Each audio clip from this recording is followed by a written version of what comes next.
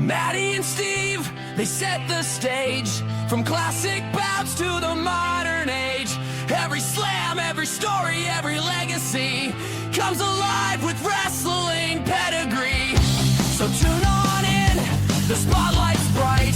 The ring is ready on this podcast night. It's wrestling pedigree.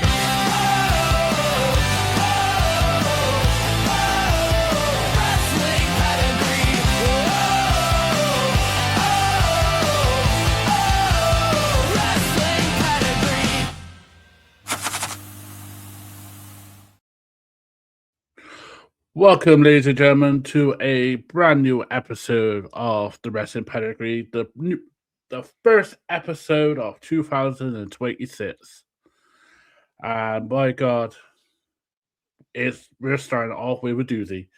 I'm your host, Matty, my co-host Matty, and with me is my delightful, amazing, the last real general manager of MWL until April. My co-host Steve Watkins. How are you, sir? Oh, Matty, I am exhausted, but if there's one thing that can get my attention, it's a Royal Rumble. Absolutely. And we have a special Royal Rumble we're breaking down today.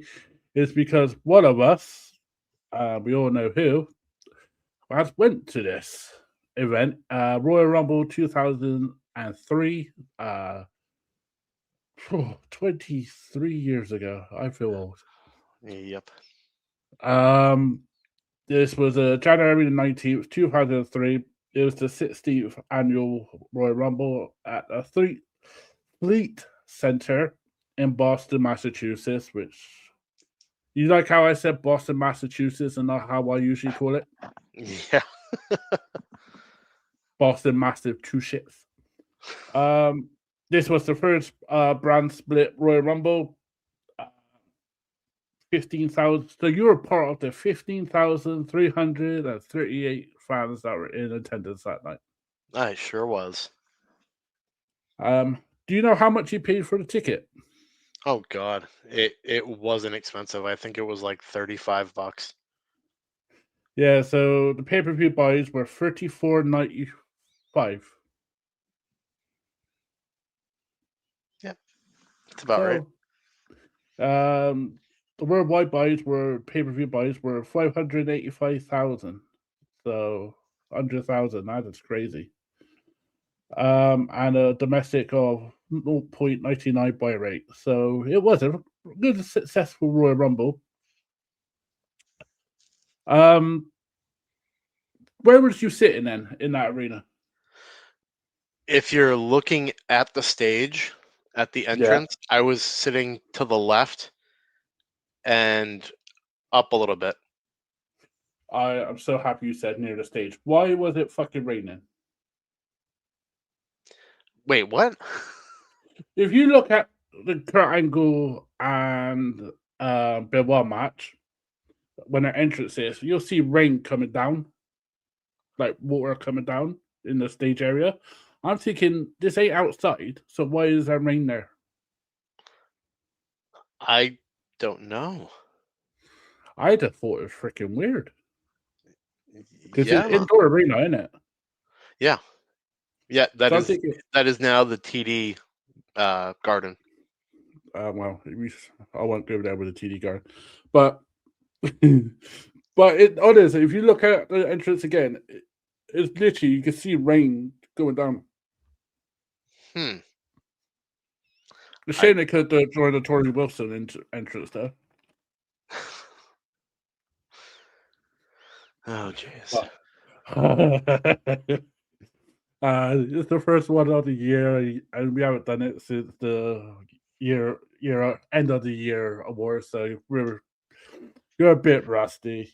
Let's get you into it. All right. So first match, Big Show versus Brock Lesnar. I do believe this winner will be in the Royal Rumble. Yes, this was for the number 30 spot in the Rumble. Was it 30? I thought Taker was 30. I Oh think wait, this you're was right. Nope, wait, this was just for a spot in the I Rumble. can you remember the build up to this match? It was very famous. I know this is right after Heyman turned on Brock. I'm gonna keep asking you these silly questions. Do you know the name Paul Heyman gave himself when he was aligning himself with Big Show? Because he gives himself so many names. Oh God, no, I don't remember. So obviously at the moment he's the Oracle. We've had the Advocate, we've had the Wise Man, we've had the GM. In this one, he said, "I'm Big Show's agent." He was agent Paul Heyman. Oh, okay. I was like, wow, that it's just like because I think during this he had Kurt and all, so he was like Kurt Angle is my like person also, and it's just he was getting everywhere. He had I think Team Angle was born during this period also. Yeah. Any can you remember the match? After you recently rewatched it again for tonight's show. Did you any spots that you think, holy shit? You know, this was my wife's first time watching it, and like I obviously knew the outcome, but when Brock picked up Big Show for that F5 to end the match, she went, "Holy shit!" I'm like, "Yeah, Brock's not somebody you want to mess with." Howard was brought there the 26th, 25, Let's see. 26. Yeah, it was something like that. It was around that age where he was the youngest world champion, WWE champion. So yeah, it was around 25, 26. Yeah. But a couple of things stand out to me. No, you said about the F5. It was the Brock's belly to bellies. Oh yeah. I mean, he did that 3 or 4 times, and it was just unbelievable. Hmm. Big Show's cargo pants. That's an era That's, I'd like to forget. there's a theme to this show, ladies and gentlemen, when it comes to cargo pants. Someone else wore cargo pants in this pay per view, and you'd be very surprised who did it. It was a really good match because Big Show chips Sam Lesnar, and it was the closest 2 count I have seen Lesnar kick out for my life watching wrestling. Yeah. Yeah, but that F5, like you said, for the win, beautiful F5, and he got the win, and I think it was the ending for that rivalry because I think Big Show and A Train went after Undertaker after that. Yeah. Which obviously led to Mr. Nathan James coming up in that. After that match, there was a Y2J segment. I think it was Terry Reynolds. Yep. Interviewing Jericho, and it was the build up to the Jericho HBK rivalry. Jericho named himself number 2 participant, as HBK was named number 1 thanks to Vince. Do you remember this build up of the rivalry? Yes, I do. Was you excited as I was thinking, oh shit, this is going to be a good one, and like these two are similar styles. Yeah, I mean just going into the Royal Rumble match, I'm like, wow, these guys starting at 1 and 2, they're gonna marathon this. Turns out it didn't quite happen that way. We still have one hell of a match at WrestleMania though. Yeah, it's one of my favorite one of my favorite Y2J matches. Oh yeah, absolutely. The next match is William Regal and Lance Storm defending their world tag team titles against the greatest tag team of all time, those damn Dudleys. And should we add to that the newly reformed Dudleys? Oh yes, because there's plans. They reunited Survivor Series. Devon came back out and helped him win that tag team tables match. I think. Yep. I get 3-minute warning. Yep. Yeah, I think this was their first. Was it? Obviously, it wasn't their first match, surely. I Back as a believe tag I team. believe it was their first match back as a tag team. Wow, I didn't know that. That's crazy. It was an interesting build up because, well, William Regal and that sort I call it un-Americans still. I don't know why. Were coming to the ring. They were checked for brass knuckles. Back then, William Regal loved his brass knuckles. Is there any spots in that match where you think, oh wow, that was really good? I mean, I just straight love Lance Storm and William Regal as a team. Oh yeah. I mean, I love both of them separately, and them being a team and being able to just put on these technical masterpiece matches. I loved seeing it. I'm the same. Two of the most underrated wrestlers. Oh yeah, I made some notes here, and please, you can tell I'm a big Bully Ray fan. Bully Ray is basically the brawler powerhouse. And Devon is a brawler with smarts. yeah, That's literally what I put. And at that time, the Dudleys were 15-time champions at that time. This is weird. I haven't seen Bully do this, or Bobby Ray Dudley do this in WWE for a long while. He was doing German suplexes and spears. yeah. I saw him do German. I was like, well, last time I saw him do German when he was in like TNA, he's doing a single run. Mhm. I cannot remember him doing German suplexes in WWE. No, like you said in WWE, he was like the straight brawler. Yeah, like the powerhouse, do the dusty bionic elbow, stuff like that. But never seen him do Germans. But if you're facing someone like William Regal and Storm standards, it's Yeah, understandable. yeah. You got to step it up and actually wrestle. um, but he put both men in a corner, and with a splat before he done the splash, he shouted, "You bloody wankers!" It reminded me of myself. Amount of times I said it to you. Oh God. God, do you remember Chief Morney? Oh yeah, I do. What was your take on Chief? Wow, yeah, Chief Morney. Let's go with Chief Morney. Yeah, I hated that gimmick for him. I really did. He did not have a good gimmick since he turned to write RTC. Right. And you know why it's called RTC, because it's kind of like a traffic collision. It fucked up. Chief Hardy came out to interfere and distract the ref. Devon hit the brass knuckles onto Lance Storm, and the Dudleys get the win to be a 16-time tag team champions. I think Ray Regal was about to hit him, and he got caught in the 3D. And as we all know, you don't kick out over 3D. Yes.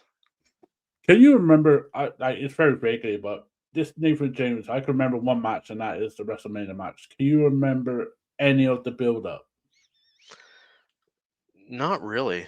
I've kind of tried to block him out of my brain. It was a weird time for SmackDown when they were promoting young wrestlers coming up, like Nathan James and Yeah. Sean O'Haire and stuff like that. But it was a weird, like, this guy was like in prison and he's like done armed robbery and he's coming out and he's coming to WWE. This is crazy though, because this was the first WWE name change for Royal Rumble. Yep. This was the first WWE Royal Rumble, so they would make an image well for getting someone like Nathan James, I don't think. Now, the next match, I would love to be where you were in that arena watching this match, and you're like, what the fuck did I pay $40 to watch this? Dawn Marie versus Tori Wilson, stepmother versus stepdaughter. Can you remember the build-up? Yeah, unfortunately. What bit do you do? What bit do you want to block out your mind? The whole fucking thing. Well, no, not everything, because there was a particular hotel incident between Dawn Marie and Tori Wilson that I want to keep in my head. Yeah, okay. I'll agree with that. But apart from that, yeah, everything could go to the dogs. Al Wilson caught the attentions of Dawn Marie. I think it was his lovely grey hair and his glasses.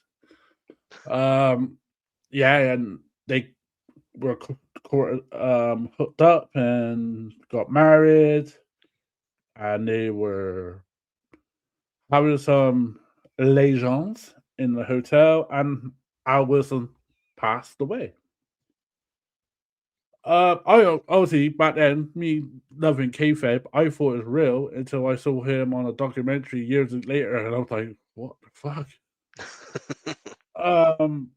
Yeah, he passed away, as in kayfabe ways. Do you remember the funeral Yeah, on the SmackDown? I do. And it was so cringe. And then Tori's there, and she's sad, and then all of a sudden it's a slap fight, and Dawn Marie gets a lamp but smashes it over Tori, and Tori takes 3 seconds to sell it. Because if you see it, she hits her, and it's like, shit, I got it, I gotta go. Yeah, I remember that. You can tell I watched it recently because it's like some of the shit that fucking Bruce Pritchard or whoever fucking done this is fucked. Actually, no, that would have been Paul Heyman. Dawn Marie came out in a black veil. This is a bit for me. You wouldn't know this because you were there at the show. Taz goes on commentary, goes, Dawn is in her early 20s, and Taz coughed loud. I was like, oh, that's so cool. The match was Dawn Marie actually did some really good wrestling in that match. She dominated like 98% of that match. Tori got some moves in, but she hit Dawn Marie in the face to counter a backdrop, done a swinging net breaker, and Tori got the win. Yeah.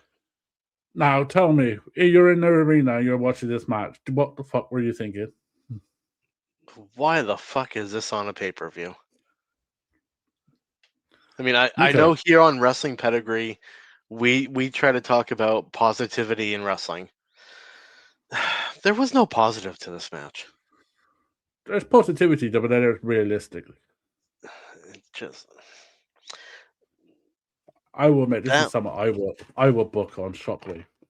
That was one of yeah, that was one of those feuds that I did not care about, not at all, not even a little bit. It just got awkward, didn't it? It got so cringe that I couldn't watch it. It's not the Tory or Dawn's fault. I think they've done the best they could. Yep. It's literally the creators. They probably had nothing. They thought, let's fucking do it that way. The next segment on the show, you could tell I literally I'm going through everything here. When they did the segments, did they show it on the Titantron? Yes. So you saw everything we see on TV. Okay. Stephanie, Eric, Bischoff, Randy Orton segment. Steph tried to poach Randy a little bit before Eric told him to fuck off, really. Steph and Eric went back and forth because apparently this is around the time I think Eric was given the 30-day to save his job, wasn't it? Yep. And they were saying, yeah, well, I got some big news on Raw. And then Stephanie goes, I got big news on SmackDown. We know on Raw, Eric's news was to bring back Stone Cold. Steph's news was, I think, bring back US title or Hogan, one or the other two. Yeah, Uh, I think it was a U.S. title. yeah, because I think Sable ruined it. Sable came in and ruined it. Do you remember any of the Sean O'Hara promos? Yes, I did, and I was actually really excited about Sean O'Hare coming over. I was, especially the thing he said in this promo. I don't even remember it. It goes, "Don't go to church, as God is always with you anyway." Yep. I was like, "That's my kind of Sunday." Hmm. Chill back and watch football or American football. I think he could have done so much. I still remember that bar fight at Vengeance, and later on that year, he whooped everybody's ass apart from Funaki, because Funaki was pissed as fuck on that bar stool. Yep. There's a lot they could have done with Sean O'Hare, and I think putting him with Roddy Piper was perfect Yes, because Piper was able to work with him on his promo skills, and he could have gone a long fucking way with that. But I really think WWE just kind of dropped the ball with him. I agree with that, because if you think of Mr. America, you think of him and his match with Sean O'Hare was really good, Hmm. and that's Hogan. Yeah. And that's an old Hogan. Like, he's had about 3 or 4 bad hits at that time. I remember that one time Sean O'Hare made Dawn Marie go flash her boobs at Michael Cole and Taz, and someone in the crowd actually took a photo of it. Yep, I remember that. I miss those days. Maddie's like, Uh, I miss boobs. it's been 20 years. No. Oh, dear. Oh, we're going to get heat. Well, you know what? I'd rather listen to Sean O'Hare promos and look out for Dawn Marie's boobs than watch this next match. Triple H versus Scott Steiner for the World Heavyweight Championship. Yep. All right, I'm going to say it again. Do you remember any of the build-up? I remember the build up very, very well. We'll have to talk about the arm wrestling and the pose downs and all that bollocks. It was so on brand for Vince McMahon at that time. That was Vince McMahon's wet dream. Yes, it was. Oh, it's cringe. That was actually really cringe. You know what's even more cringe is that Here Comes the Pain on the WWF game. They actually have that segment in there. Yep. That's how cringe it was. I think Mhm. it was that. I think it was that. Wasn't it? Yeah, because they Yeah. did the storyline. Yeah. Oh, it was so cringe. I did it so much that I had the most skinniest creative wrestler, and literally just did skinny, and he was just, you could see him just there like, oh, it was bad. Well, for me, the match was starting off slow. What was your build up when you were watching it? Now I went into it thinking, oh, this is gonna be a good match. Triple H knows how to work a good match. Scott Steiner knows how to work a good match. Their styles just didn't click though. Yeah, I agree. Um, do you feel it was a bit of sandbagging, or it's just literally just their styles? I feel it was a little bit of both. Oh, really? Because we know Scott Steiner has a big head. Yes. And Triple H has a big head. But in all technicality, this was kind of a hometown crowd for Triple H because he's from New Hampshire, which is like 30 minutes away from Boston. I've heard about that New Hampshire. It's not a good place, I heard. Oh, it's a fantastic place, especially since I'm here. You bastard. Today, ladies and gentlemen, I'm an asshole. Not today. Oh, all right, I'll give you that one. I was trying to get I was trying to get Sonny when we did our live show last night. I tried to get Sonny to call me an asshole, but he wouldn't do it. I have no problem calling you an asshole. I call him like No I see him, one. Matty. Yeah. But I'm a lovable asshole. I'm like You Ken are. Anderson, just a lovable asshole. Um, is there anything in that match that stands out? There's nothing in that match that stands out to me. Right, you say that. I will be the asshole in this match. Ric Flair tried to do his usual trick someone on the rope, his cheating moves. I think the aim for this match was get Triple H DQ, wasn't it? Yes. So Triple H went to Suplex City. Steiner suplexed him at least around 22 times. Yeah. And I will admit, Steiner has one of the neatest suplexes. Yeah. Literally bar none. I think him and Brock is like level. And I think Kirk is on that line and all. I did put on there was booed. But now you're telling me like New Hampshire and Connecticut and Massachusetts, it's understandable why Steiner got spewed. Mhm. Triple H was busted open, tried to get DQ'd and pushed Hefner out the ring, and then Hefner was about to DQ him and went, "No, you son of a bitch, we're going to wrestle." I love Hefner. Earl Hebner was Earl the Hefner. best. Even as someone for you who is a bit French Canadian, I'm surprised you still like Earl Hebner because of Bret Hart thing. Yeah, he just did what he was told. He did his job. He's got to be one of the best referees ever, isn't he? Oh, absolutely. It's like him and Charles Robinson are 1 and 2. Oh yeah, Charles up there. Mike Yoda probably in the top 5. Oh yeah. I would recently. I will put Jess Carr in there. Yeah. Actually, one that I always really appreciated was Joey Marella. Yes. Yep. Yeah. Unfortunately, he left us way too young. I think car accident. Car accident. Yep. Yeah.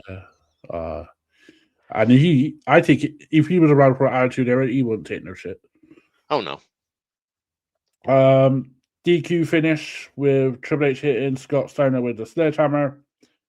Then, all of a sudden, Steiner, to make Steiner look good, Steiner countered Triple H and hit him with the sledgehammer 3 times and hit Flair once.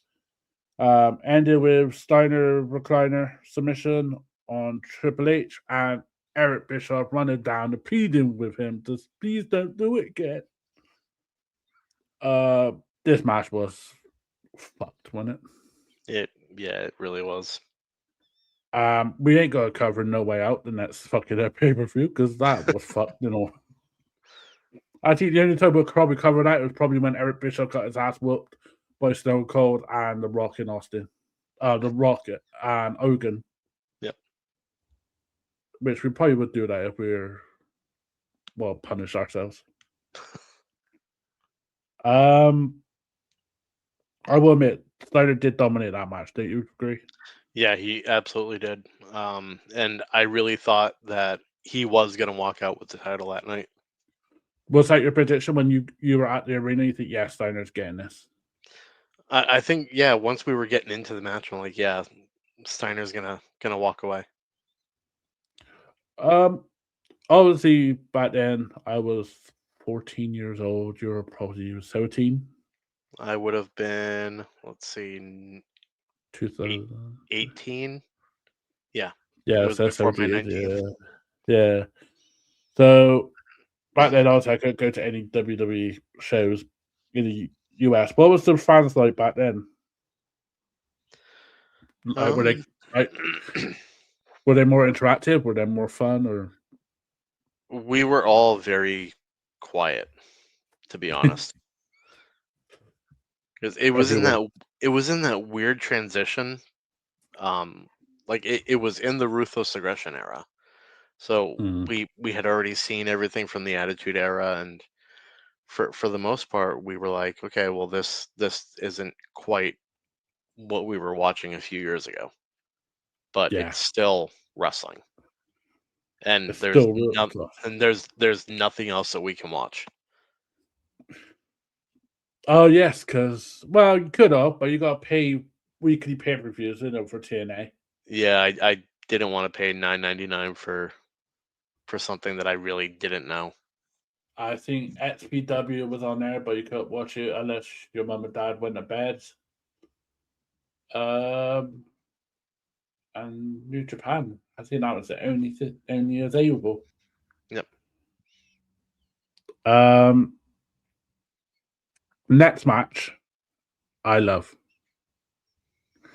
and I know you love, and I think one of the reasons why you picked this, apart from you being in that arena, is because of this next match.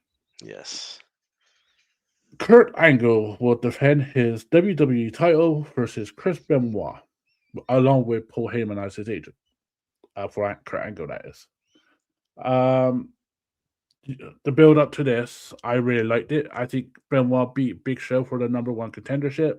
Hmm. Team Angle was introduced. Paul Heyman introduced as an agent, stuff like that. What was your take on the build up storyline? I thought the build up was really good. Um, and I was excited, so freaking excited for this match. Oh yeah, it's from the get go. It was a submission start to the match. Matt wrestling and Kurt Angle did have a bullseye on him with this knee brace, Yep. leg brace, which Brock Lesnar injured while doing F5 to the ring post. But Brock did that a lot between 2003 to 2004. Yeah, he did. So he left. Um, is there any spots in that match where you think, holy shit, Benoit's going to win this or Kurt is going to win this? Obviously, was there anything in there? No, I thought, I mean, being there Hmm. was probably different than watching it live or watching it like on TV. Yeah. Um, I was just like enjoying every second of it. Like, wow, these two are two of my favorites. I love watching them, and I'm here for it. I'm so thankful they put this on after Triple H's Steiner Hmm. because, by God, if they had this match and then put that match, Steiner match on after, there'll be pandemonium. Benoit, I remember one of the spots Benoit was put Kurt in a sharpshooter and a leg submissions. Kurt was doing his amazing belly to belly suplexes off the top turnbuckle. Benoit had multiple attempts to win with a crossface. Both men countered very well. There's some counters there where I don't even see it today, where the likes of Javon Evans or Carmelo Hayes and stuff like that could do that so easily now. Yep.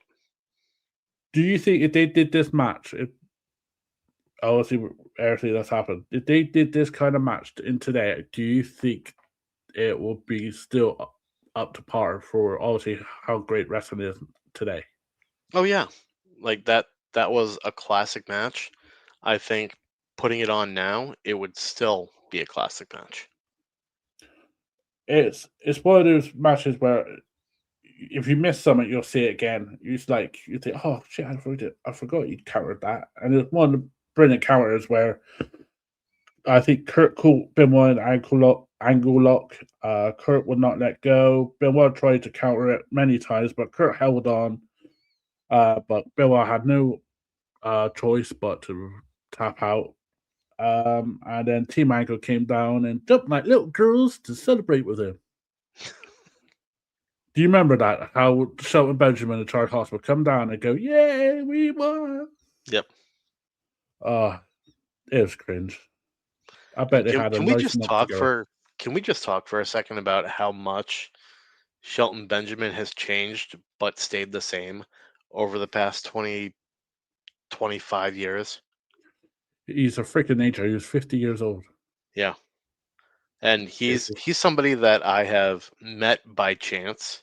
Mm-hmm.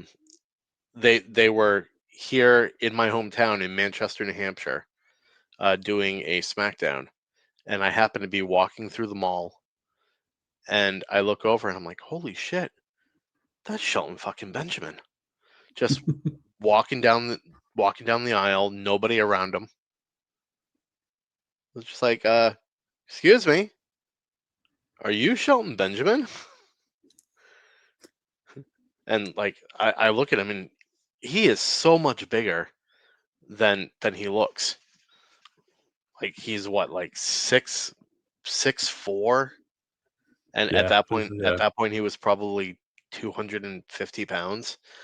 Dude is fucking cut. yeah.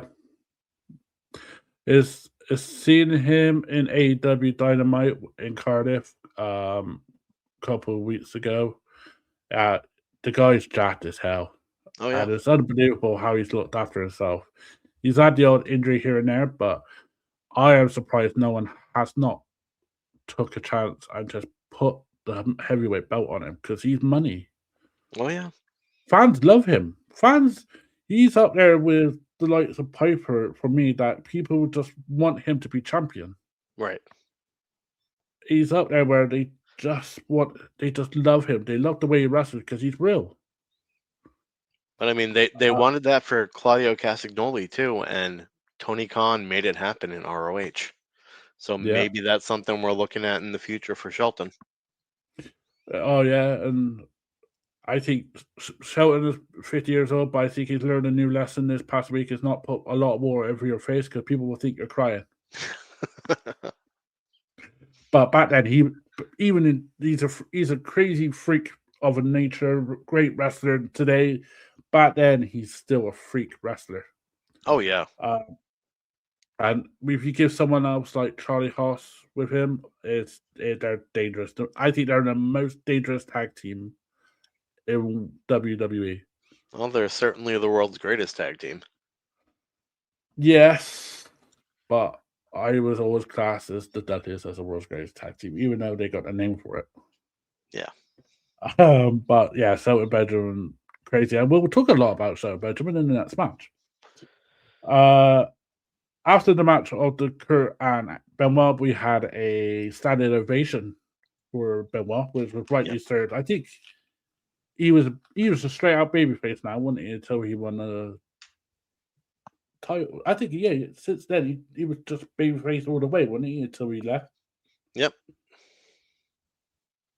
And then he did brought in a lot of money, so let's see. One day we'll jump onto that subject. When I just looked at the camera doing that, I look like Tribal Keith. So God help me for that shit. The next segment was Kane and RVD talk about like let the best man win, but I will eliminate your ass if I had the chance. Which they always do that in one tag team, don't they? In Royal Rumbles.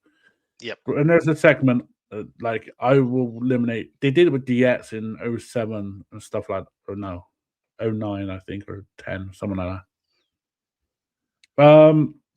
Let's get into the Royal Rumble. I actually made the whole list of who came out and eliminated. You can't see it because I put the blur version on, but I have made the list.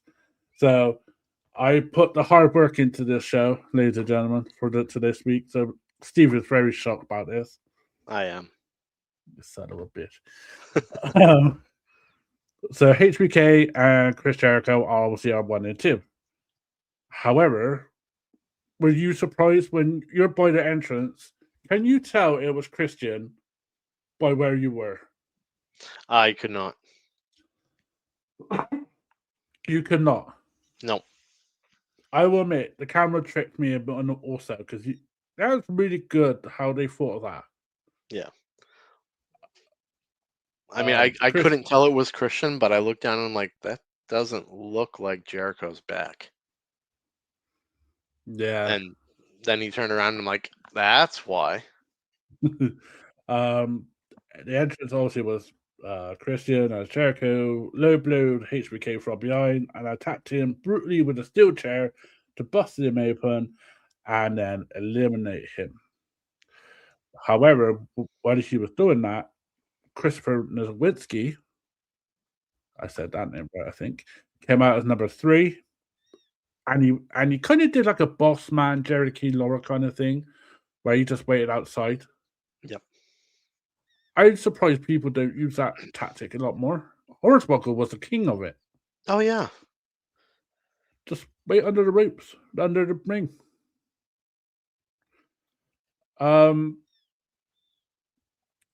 This is I think this is Christopher Nowinski's last match. I think. I think it is because during this, so Rey Mysterio came out 4th, Edge came out 5th. They teamed on Christopher Nowinski, and then they did a drop kick onto Christopher Nowinski for they're both on different turnbuckles. Ray hit one, Edge hit the other, but when Edge did, Edge missed him and obviously landed on his head, which gave him a concussion, which then resulted in I think him retiring and going into that kind of health profession. Yep, that's when he decided, okay, I'm retiring. I'm gonna look into concussions, and he's really the one that started the research on CTE. Yeah, it's kind of like a blessing in disguise. Yeah, because if it wasn't for that particular moment, we'd probably be a lot worse off with wrestlers going and doing stupid shit like Benoit did. Oh, not only wrestlers, but pro football players. Yes. Because Nowinski has had influence in every single sport in the US. Yeah. Oh, and in the UK, his research over there has come over here, and we got concussion protocols now in I hate to say this, but in soccer. Mhm. So you can say football. I understand. British football. We do it. We got concussion protocols now because of that research he's done, and I think rugby and all. So, yeah, if it wasn't for Edge landing on his head, who would have known where wrestling would have been by now, or sport? Right. So yeah, Rey Mysterio came out 4th, Edge came out 5th, Christian came out 6th, and we had a little reunion of Edge and Christian, and then Christian tried to go for Ray ducked, and he got speared by Edge. I forgot about some of these wrestlers that came out, which is really bad, but Chavo Guerrero came out 7th, and he was the tag champion with Los Guerreros. Yeah. And they were one of my favorite tag teams back then, because they were, even though they're really talented, him and Eddie, they were fucking hilarious. Oh yeah. Is the lion cheating stuff. Do you remember the promo? We talked about this with Eddie Guerrero episode, but do you remember the promo when they went to the old lady's house and they were expecting the pool, and they said, "Yeah, you don't want to get your pool get wet." Yep. I was like, it's just the best, bro. Best line. Chavo got eliminated by Edge. Christian got eliminated by Chris Jericho later down the line, and Edge got eliminated by Chris Jericho, and Ray got eliminated by Chris Jericho. And Nowinski got eliminated by Ray. Erica's number 8, Tajiri. I always loved Tajiri. Freaking underrated, man. Yep, absolutely. I watched his match recently on the Indies. He's still got it.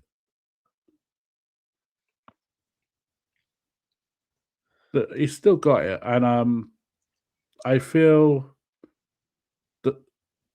the tarantula is one of the best moves I've seen in the turnbuckle. Yeah, it's such an innovative move. Yeah, creative move. Yeah.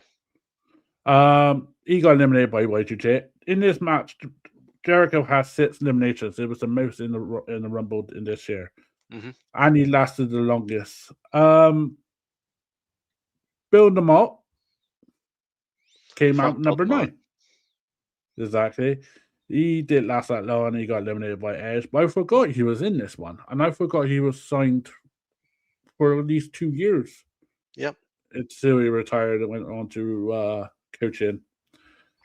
Number 10, one of my favorites of all time. I know yours, Tommy Dreamer. Yes. I love He- Tommy. He brought the freaking trash can out and all the toys, which we thought we were going to have back in 2001. He double kendo sticked Bill DeMott, him, and I didn't want to say Edge. Tommy Dreamer run before they recreated ECW again. What was your take on Tommy Dreamer run in WWE? I thought it was okay. Of course, it could have always been better. Yeah. But Tommy Dreamer was a workhorse and somebody that Uh, I always loved watching. I remember him. What did he drink? It was Undertaker's spit, wasn't it? Yep. And that was the first time I got back gap reflexes, but and even Undertaker was disgusted by this. Like, this guy's had his whole eye come out. Literally, I was like, "Ooh, okay, I'm gonna move away." Yeah. We will talk about Tommy Dreamer when we do ECW down the line. Number 11, B Squared. Bull Bull Buchanan. Buchanan. Obviously, this is around John Cena. And I think they just split up. Yep. Fair play to Bull, though. If they give him something, he's gonna try his hardest to do it. His best gimmick was with Right to Censor. Yeah, I'll agree with that. Even though I hated Right to Censor. Yeah, I hated it. I hated it with a passion. That's the only time I ever hated a wrestler so much that I hate them as much as I hate Fitz Russo, and that was freaking Stevie Richards. Yep. Sammy Stevie done his job. Bull Buchanan lasted 47 seconds and got eliminated by Edge. RVD came out with a loud pop. I think you were a part of that loud pop. Oh yeah, I was. Number 12. He lasted 33 minutes. He was the second longest, I think.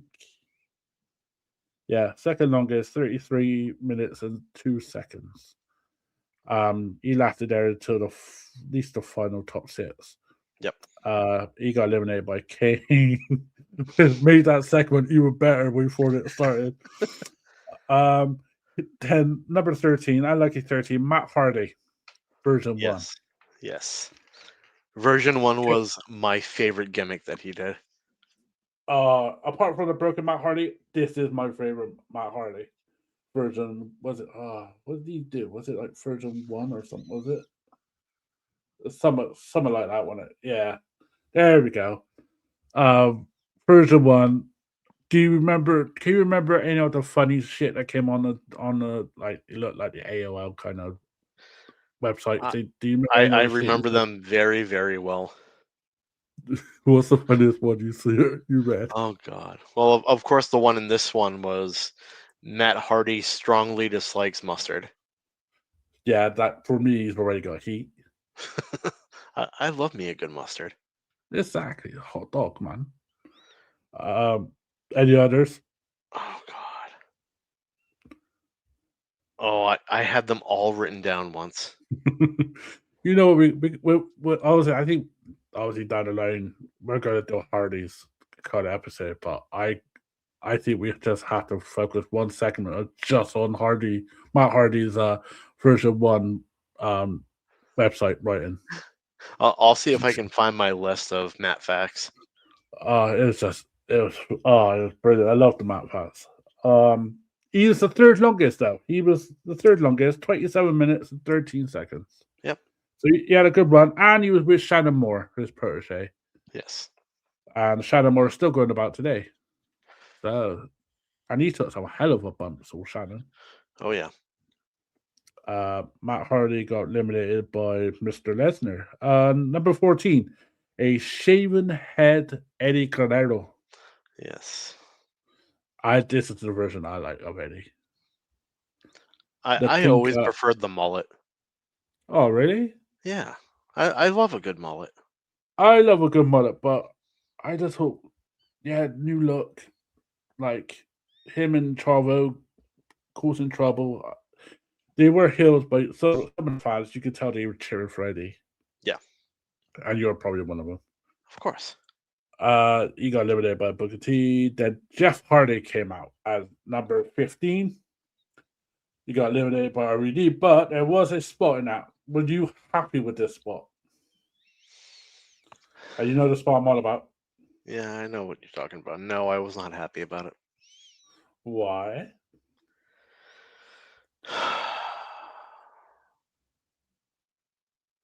They were reuniting. I know. I yeah. No, let's move on. I'm getting PTSD over here. All I know is that it was funny when Jeffrey tried to eliminate him, and there's Shannon Moore put his feet up Matt Hardy's ass just to keep him in the ring. That was brilliant. Rosie from the 3-minute warning with Rico came out as number 16. Tess came out with Stacy Kleber. Yes. Number 17. This is about the time that Test had his testicles. Yes. I forgot about testicles until I watched it earlier. I was like, yes, the testicles. I'm a testicle. Yes, you are, Matty. You are a big Exactly. testicle. And he was over then. Tess yeah. was over. And he was so underrated. Like, for a big guy, he could move. Oh, God. And he wasn't a horrible wrestler either. No, he just a lot of the problems with Tess, obviously he had personal problems, but the problems with wrestling is creative didn't have call for him. Yep. That's all creative's fault because he would do anything they said. He was a good bouncer when he came in. He was a badass with TNA, like tits and ass, Tess and Albert. So, and he did a really good show in that 2000 Royal Rumble. I think he was the longest person in the ring. So he's so underrated. And when he went to ECW, it was just I think they left him out to dry there. Yeah, he kind of faded into obscurity. Yeah. Number 18 is a goat. John Cena. And yeah, this John Cena. Oh God, I loved this John Cena. I loved the rap that he did when he was coming out. Some of the shit he came out with, and he came out in the Houston Astros jersey. Yep. And no, I said about Big Show wearing cargo pants. John Cena wore his cargo pants like literally the jeans that he's worn now. He's probably just cut off. He literally had long jeans and wrestler boots. Yep. It felt weird. It felt weird seeing that. But he said the one greatest line that I have ever heard in any of his raps. And this is the one that has stuck with me for all these years. He ended his rap with the line, "My style's like a swollen penis. You can't beat me." Oh, yeah. And by the way, I know you were there in arena, but when you rewatched it, are you surprised it was just JR and Jerry Keylor commentating? No. Because obviously it's a split brand. I would have thought they at least like have JR and Taz like they did the following year or stuff like that. Yeah. It wasn't really that surprising to me. Yeah, John Cena's rap, you love it as much. Lasted 80 seconds, and it was every 90 seconds a wrestler would come out. So his rap lasted as much as the next person coming out. Yep. Which was Charlie Hough. Yes. Of Team Angle, he got eliminated by Brock. Cena got eliminated by Undertaker, thankfully. Number 20, Rikishi. Yeah, Rikishi. This Rikishi is, I think, is just around the time he gets with Scotty 2 Hotty and they become a tag team. I think it's around that time. Or about to. Like, he had a rivalry with John Cena, I think, at that time. So he was putting over young wrestlers. 21, Jamal from 3 Minute Warning came out. Now, did you notice what they were doing for 3 Minute Warning as soon as Jamal came out? No, I didn't notice. Not being there live, at least. They beat the shit out of Rikishi. Yeah. Because what you did, you just beat the shit out of your own bloodline. Yeah. And now knowing about the whole family and that they are family, it makes perfect sense. I mean, they were brothers. Yeah, and they were going to put each other over. Yeah. And Rikishi, Rikishi, I think Rikishi likes it if he does that crazy flip that he does, inside out flip. Yep. If he sells you that, I think you're golden. Mm-hmm. Like we got Mr. Mr. WrestleMania, which is Shawn Michaels. The next person I call Mr. Royal Rumble, number 22, Kane. Let me tell you, sitting where I was, his pyro is so fucking hot. Is that why they had the ring then? No, like, just the explosion from his pyro where I was sitting, I started sweating. Really? Wow. Like, and then it got worse just a couple people later. Oh yeah, I know who you're all about. We will get there. I'm sorry, but I got an image of you sitting in that audience. Do you remember the segment where Kane comes out and Coach is leaning on the chair with his feet up? Yep. As in my head, I'm thinking of that as you, and you're literally, as soon as that power went off, you went, it's hot in there. And of course, you have to remember, this is January in New England. It was fucking cold, so we're all bundled up. His pyro goes off. I take my fucking coat off. I take my hat off. I'm like, no, I can't do this. Then you go back outside of it. Yeah, I want Kate's pyro back. Yes. Number 23, Shelton Benjamin came out. He got eliminated by Brock.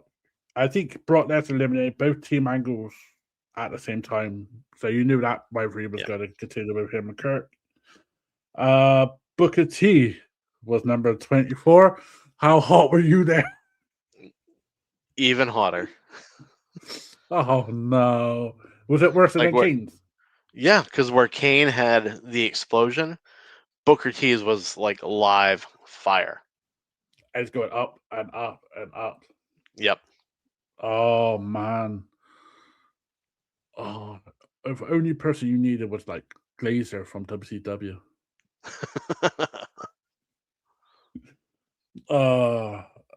Did it really get that? Was it just your area that was just getting hot? I would assume, since probably not just my area, probably like the surrounding area of the stage, but up where I was, it was it was sweaty up there. So basically, if you're going to a live WWE event today, when Stephanie Valkyrie comes out, don't be near the stage. No, I'm gonna sit behind the announce table. Yes, that's what our friend Ian did at TNA. Yeah, bastard. Yeah, I was going to say that. Number 25. I really forgot about this character. A-Train. Mm-hmm. I was like, he was under this particular gimmick. He was underrated. He needed to shave his fucking back, but he was underrated. Yeah. Um, I remember Lord Tonsai and Albert, but yeah, he trained. He was a badass. He got eliminated by both RVD and Kane. Yep. Number 26, Maven. I love Maven. I love Maven more now for his Yes. YouTube shows because, by the way, I highly recommend people watching them because they are freaking awesome. But I love Maven in 2002 when he eliminated Taker. You could tell the illness was coming in Maven in 2003, 2004. But he was growing on me. He was brilliant. He was getting over. And you could tell who was the very first person that he went after in that Royal Rumble. It was the Dead Man. No, No, he went after Kane. Did he go He after went Kane? after Did Kane. Yeah, he went right after Kane. he? Well, yeah, good for the biggest dog in the yard, didn't it? That Yeah, probably would have been Kane or right. Albert, but yeah, fair play to him. I mean, have you watched this episode when he's talking to Dustin Rose about the WrestleMania 18 match Yep. and he missed that drop kick? Yep. Fair play. If you weren't up for your bullshit and then all of a sudden you make a good episode out of it, you're fucking good. Talking of that, number 27, Goldust. Yeah. Yeah, Pyro, didn't he? Or would that stop at the time? No, that stopped at that time. Goldust didn't last long. It was in the seconds and he got eliminated by Team Angle. I think this is the time where it was Booker T and Goldust tag team. Yeah, it's about that time. Number 28, Batista. Yep. His music, his first music, has him being on the single run, was amazing. I forgot how of a banger that is. Yep. And it just got even better when Saliva covered it. Yeah. As soon as I heard that one, I put it back on my Spotify. Yep. Also, I had is Saliva one, but yeah, the old version one, music version, I put that straight on my Spotify. He got eliminated by Taker. Brock Lesnar was number 29. And number 30 was the Dead Man. The final four was Brock, Taker, Batista, and Kane. Yep. Now, from where I was sitting, I had a perfect view of the entrance. After Brock came out, they brought Taker's motorcycle there. Oh, really? So I'm looking and I go, no fucking way. No fucking way. Because this was a time where Taker had disappeared for a while. Yeah, he got injured. Yep. And I was almost sure he was going to come back as the Dead Man. Oh. But That's... I see the motorcycle and I went, no fucking way. He's back as the American Badass. So you basically were 1 year off. Yep. Because he did come back as Dead Man, but he came back the year after. Yep. So weird how you know that stuff. You think, oh shit, you come back as Dead Man, but you're a year after. You're ahead of their fucking creative. With these final four, when you were watching it, who did you think will win or wanted to win? I thought it was going to be Taker. Oh, really? Yep. That's crazy. The storyline back then and thinking of now, I was a big Brock Lesnar fan. I want Brock to win. Yeah. I mean, Brock was at that point where he was indestructible. Oh yeah. How young he is and did a big match with Big Show the night on that match and then do this. I know he was 29, but he still had to go for a fair bit of wrestlers like Shelton Benjamin, Charlie Haas, Matt Hardy. It's just crazy. And obviously Taker. Do you feel the right person won? Yeah. Yeah, looking Yeah. back at it, it was definitely the right call to give it to Brock. Yeah, so Brock Lesnar won.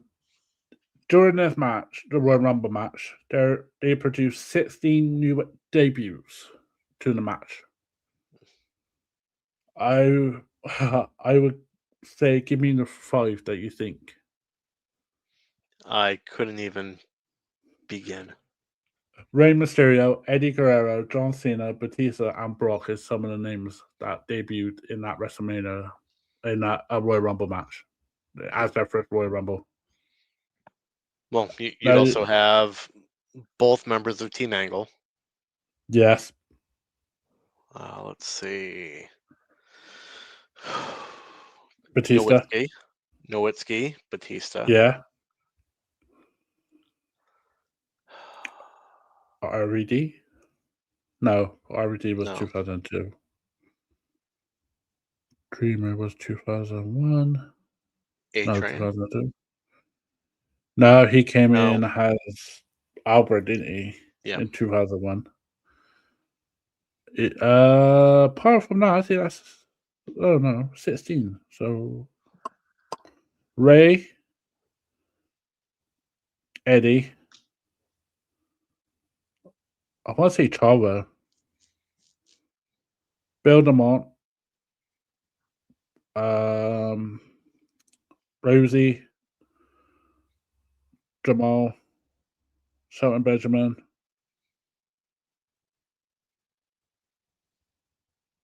Batista. Yeah, there's 16, he says. So that's what WWE said. So,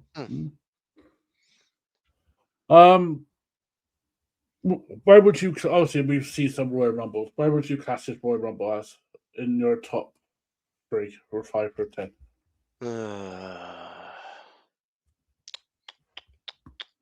I mean, since I was there, it's my top. But in reality, probably top 10. Yeah, I'll give you that. It's definitely in my top 10. It's one of my favorite Royal Rumbles to watch. Just the Yeah. whole show. Yep. Obviously, there's some matches you could just go for a piss break, but the Kurt Angle Benoit match and the Royal Rumble match for me is one of the best matches. As we're on the Royal Rumble season, we will be continuing talking about Royal Rumbles for this January. And then we'll talk about. I do believe we made a list, didn't we, sir? We sure did. I'm trying to find it myself.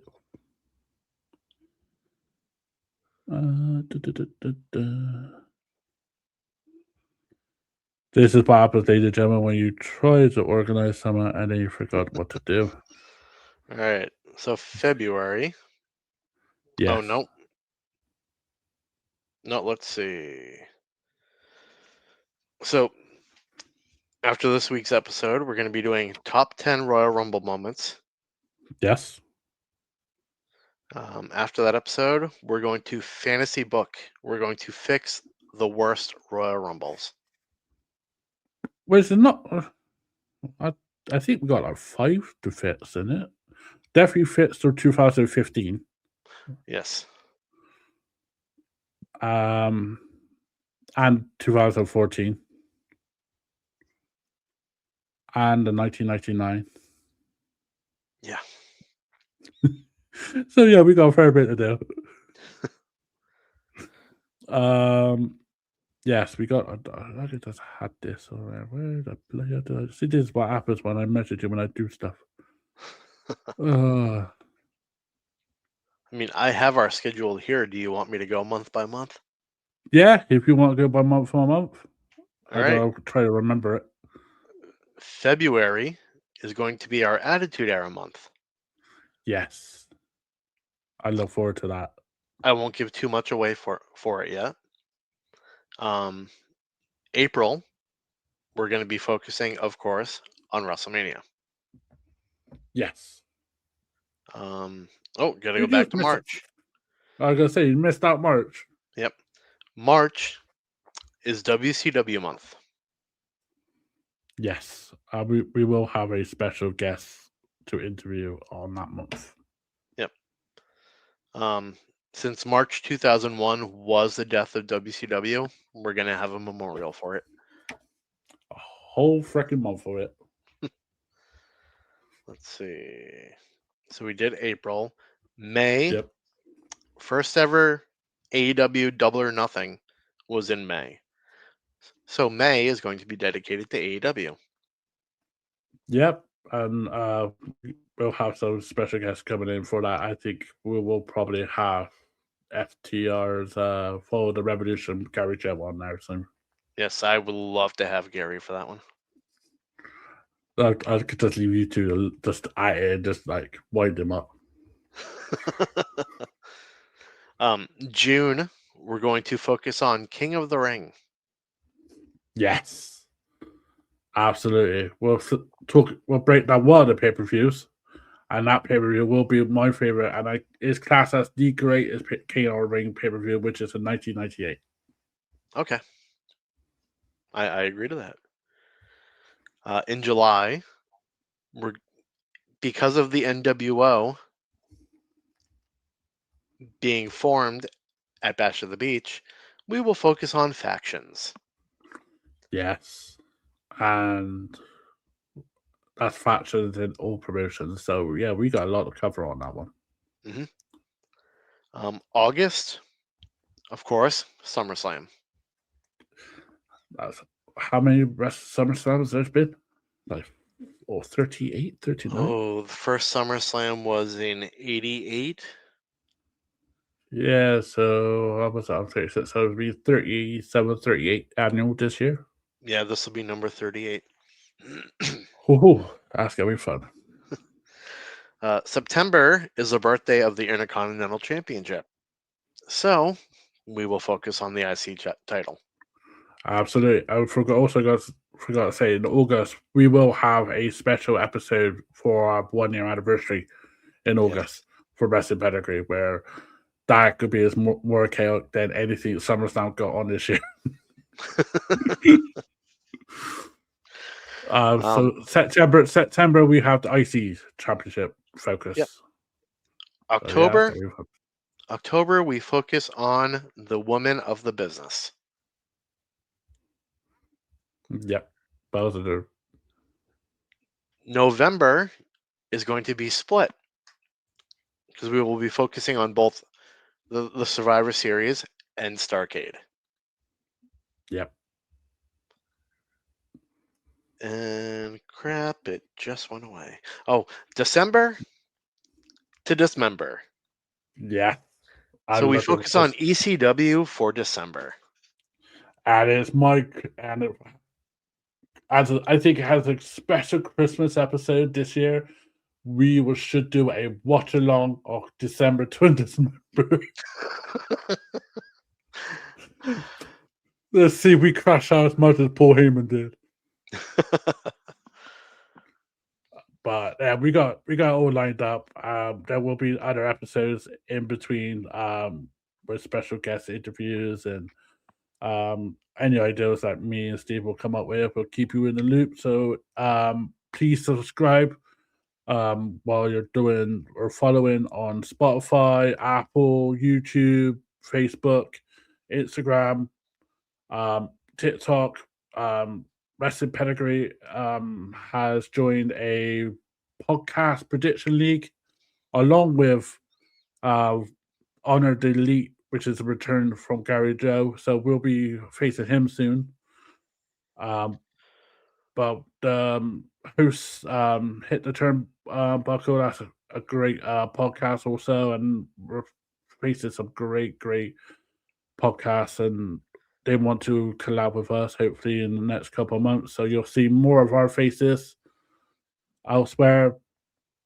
And me and Steve and Sunny are going to be about a lot on Ring Takes and Wrestling Spotlight, hopefully in the next couple of months or so. Definitely something that I'm looking forward to, and I hope all of you are looking forward to it too. Also, Ross Report will be on this Saturday. as this Saturday will be the 8-hour charity stream. If I could get this up. There we go. Yep. This Saturday, charity stream will be up, and I think it is Friday, or is it Friday? I could be wrong here. It's Saturday. Yeah, I was wrong. Yeah, it's Saturday. You know what's so bad? It's because obviously it's 1:00 in the morning here. I'm ahead, so it says 12. I'm thinking, boy, I was just 11 just a couple of hours ago. Yeah, so that will be doing a charity 8 hours. So we'll have some shows on there. I think one of them is the trivia. This one actually might be for you, Steve. Wrestling theme trivia. So we'll be guessing the songs. Ooh. Yes. Oh, So I'm excited about that. So we'll be having that, and we will have Wrestling Pedigree back next week. Probably will be Saturday or Sunday, but keep a lookout for our posts. The second episode of Sunday Uncut will be on tomorrow at 4:30 in the afternoon in your time. So yeah, just right before Monday Night Raw, or right before Monday Night Raw. So yeah, a lot going on, and I'm really excited for what we have planned and what's going to happen with Wrestling Pedigree in the next couple of months. And it's always awesome to have my man Steve along with the ride. Where can people find you if you can remember your username? You can find me on X under pedigree_Steve. Oh, you remembered. Yes, you can find me on Instagram under So Many Tragedies. Find me on Facebook under my government name, Steve Akins. Mm-hmm. I'm on TikTok somewhere. I don't know what my username is for that, but I'm on there.